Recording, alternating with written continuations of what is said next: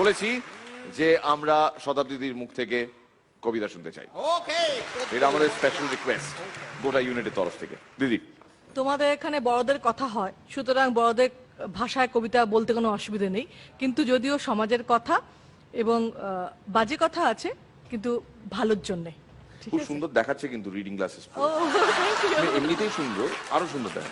Thank you. তাহলে পড়বো এখন। ও মেয়ে, তোর বয়স কত? কি জানি গো, মা থাকলে বলে দিত।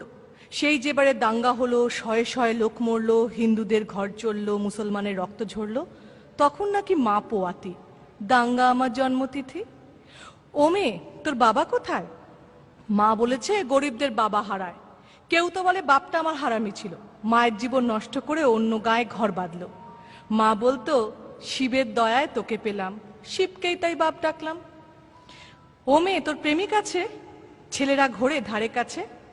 প্রেমিক কি গো? মিষ্টি মিষ্টি কথা বলে, স্বপ্ন দেখায় দিন দুপুরে, চুড়ি কাজল মেলাতে কেনায়, ঝোপের দ্বারে জামা খোলায়।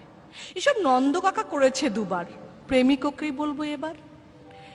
ও মেয়ে, তোর পদবী কি? বাপই নাকি দেয় শুনেছি। পদবী থাকলে ভাত পাওয়া যায়, বাপের আদর কাঁদায় হাসায়, ওটা কি বাজারে মেলে? কিনবো তবে দুদশে দিলে, দামি হলে চাই না আমার, থাক তবে ও বাপ ঠাকুরদার। ও মেয়ে, তুই রূপসী? লোকে বলে ডাগর গত সর্বনাশী, রূপ তো নয় চোখের ধাঁধা, যৌবনেতে কুকুরি রাধা। পুরুষ চোখের ইশারা আসে, সুযোগ বুঝে বুকে পাছায় হাত ঘষে। রূপ কি শুধু মাংস পেশি?